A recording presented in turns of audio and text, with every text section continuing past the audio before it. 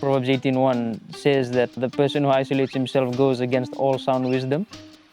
And I think there's value in that when you're dealing with important questions of life, when you're dealing with existential crisis and so on, it's not a wise thing to do it in isolation, which is what was happening to me.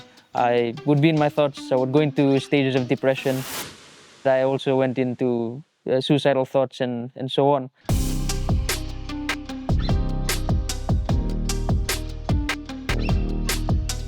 I'm what they call Kailoma here in Fiji. Yeah? I'm a mixed half caste, and so I don't fit in the Fijian group. I don't fit in the Itauke group. I don't fit with Rutumans, although my blood is mixed with all three. But I don't fit in any of those cultural groups just because, one, I don't look like them, and I don't fully encapsulate the cultural expression that they have as well. There's a lot of misfits there and a bit of an identity crisis, and then also the isolating myself and trying to deal with it on my own. So the weird thing about it is that I was able to quote unquote fit in every group because I related to every group in a certain way, but I couldn't stay there long enough to engage in an in-depth relationship with any one of them because I wouldn't pass the cultural barrier, or I wouldn't go as culturally deep as them. So if I were to stay around, say, Indo-Fijians, and I went to Mahatma Gandhi Memorial School, dominated by Indo-Fijians, and so when I'd stay around them, I'd be able to relate a lot. We'd have a lot of fun, a lot of humor, a lot of, I guess, just a lot of enjoyment and so on. But I couldn't get past the cultural points. I couldn't relate when it came to the way that they live their lives because I lived a different one. And then even with the Itauke, I'd connect with them because I could speak conversational Fijian as well. So I'd be able to speak and have fun and all of that. But I couldn't get past, again, the cultural point because, again, I don't have a vano of my own. I don't have a village of my own. Not having a bond with people and not being able to be fully, I guess, encapsulated into the culture it did make me feel isolated. Made me feel detached or that I don't belong.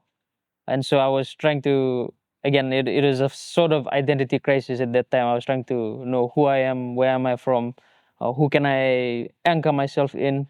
Those are the types of questions I wrestled with.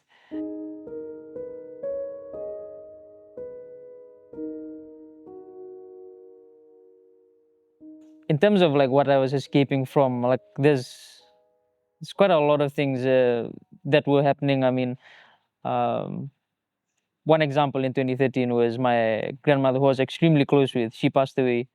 If I were to put it another way, in that time, she was like a best friend to me.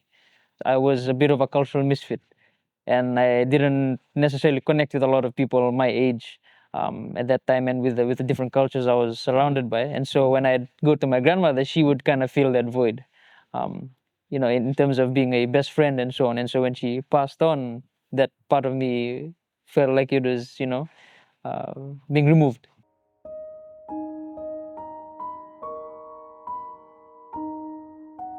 So what drove me to a lot of the suicidal thoughts was not only my struggles with identity, but it was also a lot of my other issues. For example, I had anger issues as well. So I'd get angry quickly. I'd get frustrated when things were out of my control. All of those things were additional factors.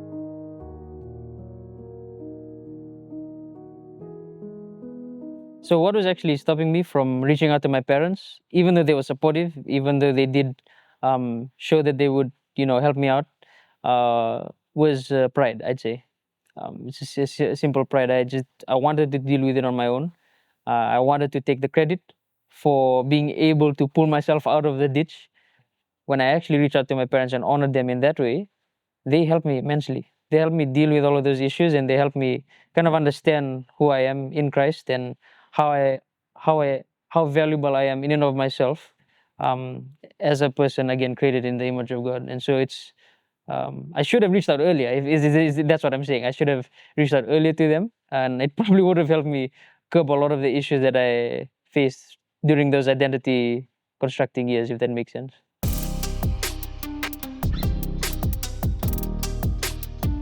So in 2013, I'd marked that as a year when I really started to get serious with dance. What really kicked it for me was when I watched a movie called Step Up 3D. I was really mimicking some of the movements, and I really enjoyed this guy who was doing robotics, and I tried some of the moves and I managed to do it. What that made me feel, at least, doing that was it made me feel uplifted and encouraged that I could actually do something that other people couldn't do. It was an outlet that I could use to express my feelings, express my frustrations when words failed. I think that's, for me, one of the best parts of dance, is that I get to actually perform it in front of people and have people feel what I'm feeling. It made me be real with myself, to answer the question essentially, who am I really?